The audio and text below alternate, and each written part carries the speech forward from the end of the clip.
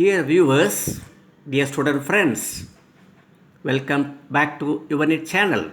Today we will discuss about the topic living world, which is the first chapter in first volume of biology of CBSE pattern. What do you mean by the living world? Two questions will arise.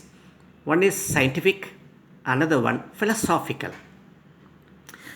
What living in relation to non-living? This is a scientific approach. Second one, what is the purpose of life? This is philosophical. Now, this is not the platform to talk about philosophical approach. So let us take the first one, the scientific approach. Living versus non-living components.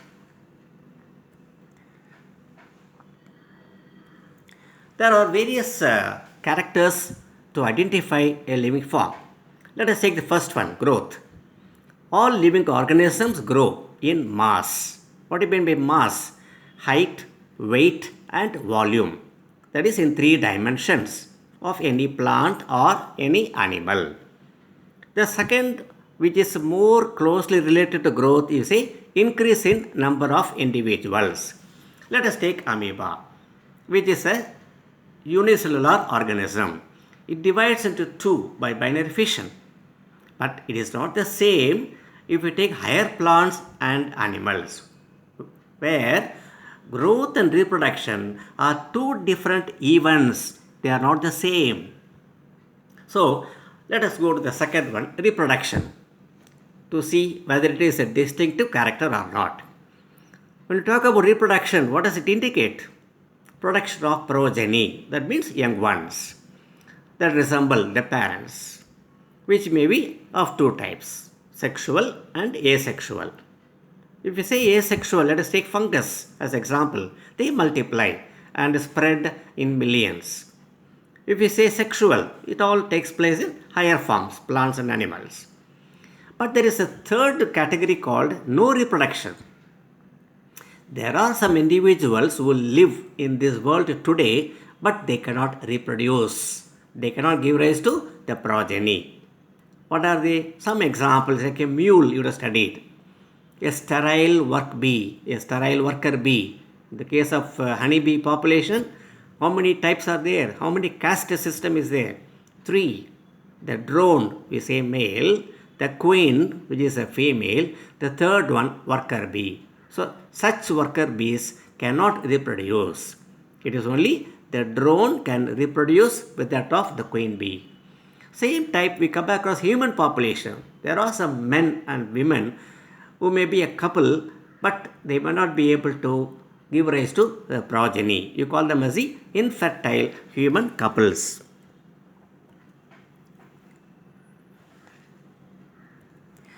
Third one, metabolism. That is, any living form is made up of chemicals, inorganic and organic. Amalgamation of inorganic and organic chemicals give rise to various biomolecules like protein, carbohydrate, lipids and so on. A protein can be giving rise to an enzyme. Okay, you would have studied in the context of human physiology, all enzymes are made up of protein. So every enzyme is responsible for a specific function. Every enzyme is responsible for a specific function. So you can give in one statement that the sum total of all the living chemicals and the reactions that occur in our body is known as metabolism. If there is no metabolism, there is no life. Okay. Hence, we can say that metabolism is the defining feature of any living form. Can we conclude here? No. Still, you come across such living forms having an interaction with the non-living forms known as environment, known otherwise the surrounding. So, the self-replicating process, the evolutionary process, the self-regulative interactive process, they are all depending upon in relation to the environment. Why? Because every living form is responding to any external stimulus.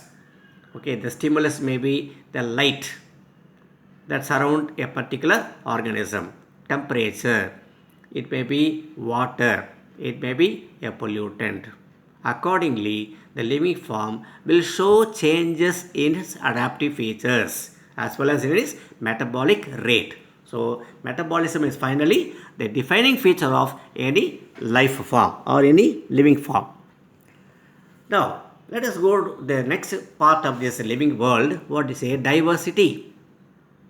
Because all living forms are not similar, are not identical, they differ from each other. The number of organisms in the world is infinitive. We can say it goes in millions of varieties of forms. Not only that, types of organisms. You can say an alga, it may be a fungus, you say a bryophyte, you say a pteridophyte, you say a bacteria, or you say a animal, angiosperm, or you can say the gymnosperms. Then you go to various types of phyla in animals. Okay, how will you standardize them? When there is so much of diversity in biota in the entire world, there are two important terms you should remember. Okay, given in your textbook. First one is nomenclature. That is to name any living form universally in the entire world. Second one, identification. How the naming of an organism will help you to identify that particular organism in the world. So for these two purposes, we have the two important code which were designed by scientists in the entire world in various international meeting. The first one is ICBN, International Code for Botanical Nomenclature, that is for any plants. ICZN, International Code for Zoological Nomenclature. Then if you say nomenclature, it is a binomial method, that is a biological name consists of two parts and all the nomenclature are in Latin and this should be written in italics. Remember that. What is the first word? Genus. Second word, species. Let us see an example. Mangifera indica. Mangifera is a genus, indica is a species for a mango tree. Sometimes a third word is also there. You say subspecies. Example, human being. How do you name him? Homo, genus, sapiens, species, sapiens, subspecies. In any biological name, you will see at the end the author name, who is responsible for identification, nomenclature, and classification. So in this example, let us take Mangifera indica. There is a last word called Lin. That is a short form for Linnaeus. The name of the scientist, Linnaeus. In short form, we say Lin. So these are the way by which you are able to prepare a binomial nomenclature. Next is classification. When you have a variety of organisms in the world, when you have a very wide biodiversity, then you should know a method to categorize them for our convenience. Okay, so there are two terms that we use. One is taxonomy that we have seen so far.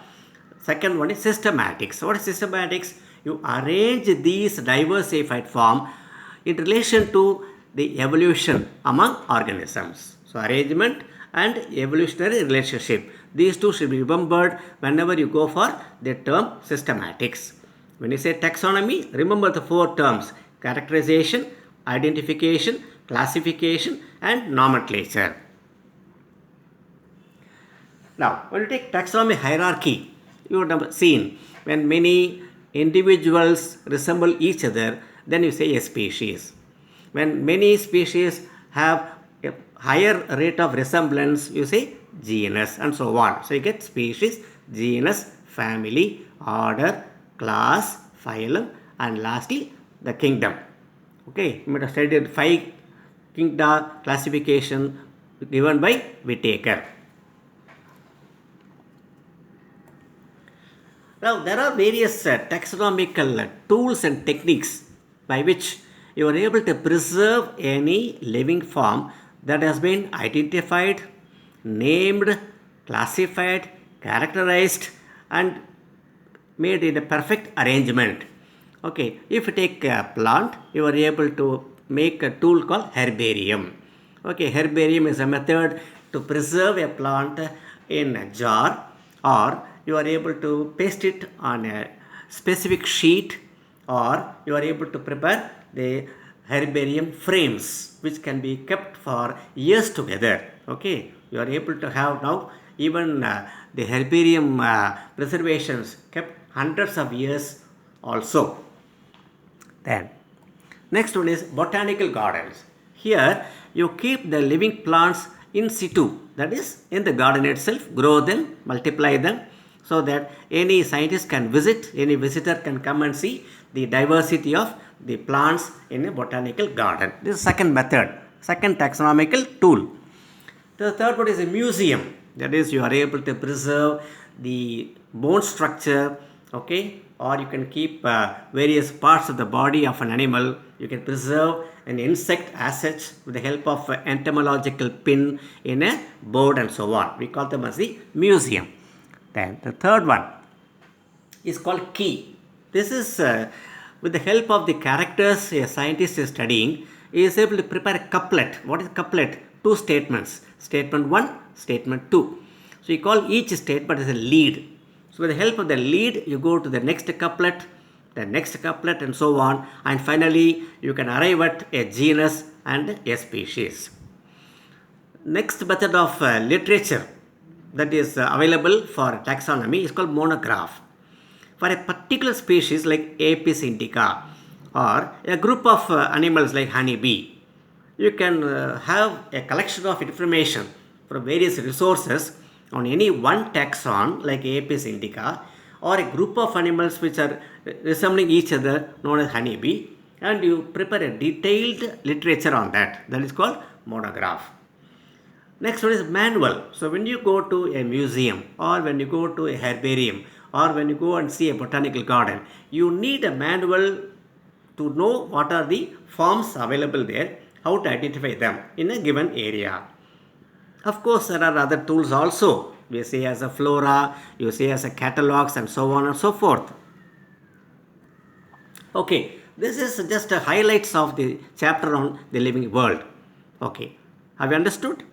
Okay, now what you can do, go back to a textbook, read the chapter on living world line by line, page by page, and you will have still better understanding of the chapter and the concept.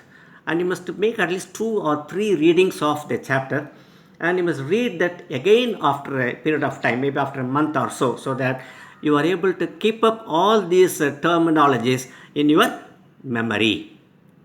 Now this is a method you should follow. So we will be giving some more videos in future on various chapters of biology. Keep in touch with us, subscribe, and at the same time you can go to our website yourneat.com. You have a number of question papers there in multiple choice. Attempt them, see the answers, check your answer instantly, see your score that you are able to get there, and you can enjoy in the preparation of the NEET. So NEET preparation should be a joyous fun. Don't take it as a pressure on you. Okay, when you have a pressure on you, you will be in a state of stress. When you are in a state of stress, the preparation may be there, but it may not be complete. Your memory may not be improved. Okay, see you again. Bye bye. All the best.